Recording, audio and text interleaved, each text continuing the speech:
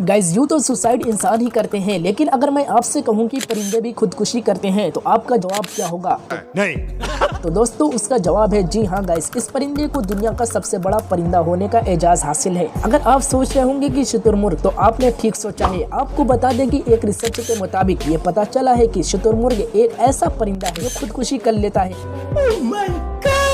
लेकिन कब और क्यों? तो एक्सपर्ट का कहना है कि आज़ाद माहौल न मिलने पर ये परिंदे डिप्रेशन में चले जाते हैं और परेशान होकर अपनी गर्दन को किसी भी चीज में लपेट कर जान गंवा देते हैं।